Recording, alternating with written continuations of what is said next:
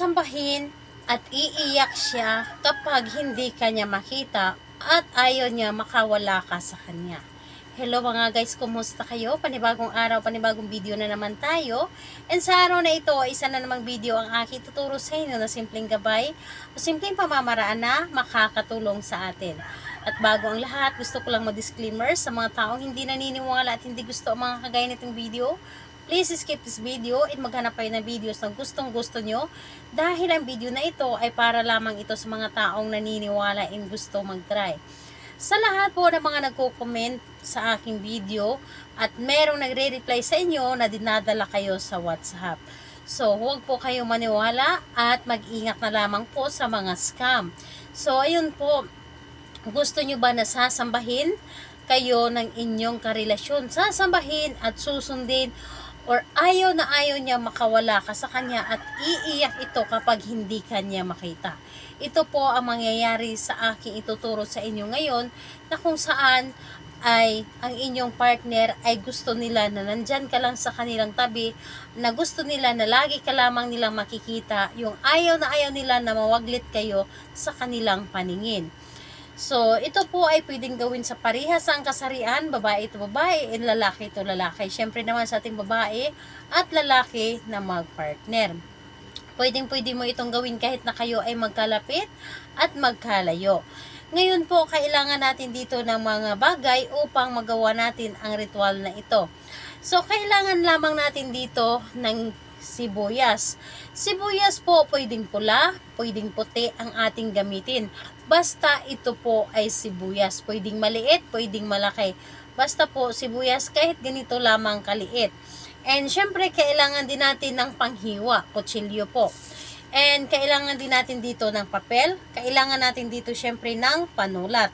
Ngayon, kapag ready na yung mga bagay na ating gagamitin sa paggawa ng ritual, ang isunod po ninyong i-ready isang inyong sarili.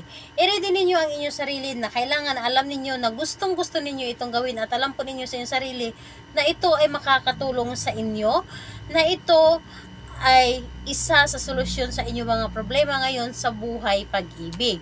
And ayun po, kailangan na mag-isa ka lamang na gumawa nito at wala pong dapat na nakakaalam. And syempre, wag na wag mo rin ito ipagsasabi sa kahit kanino. Ngayon, kapag ready ka na, ay pwede mo na itong simulan.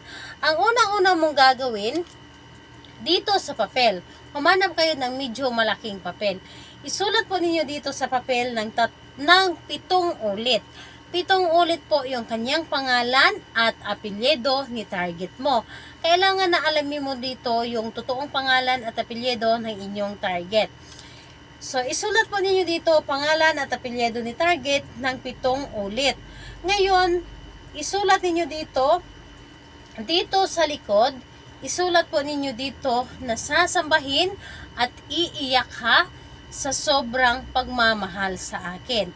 Again po, ang ating magic words, sasambahin at iiyak ka sa sobrang pagmamahal sa akin.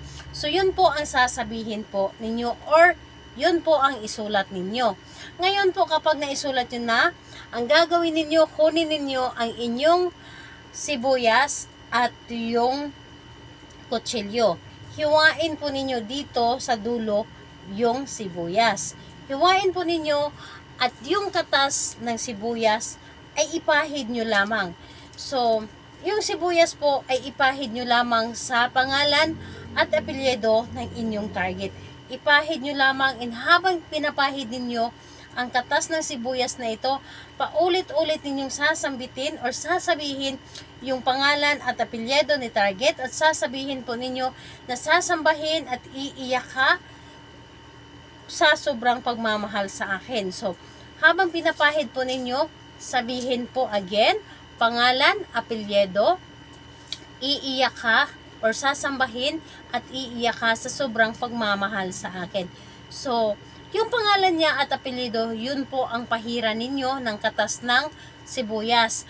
At yung magic words natin sa likod, yun po.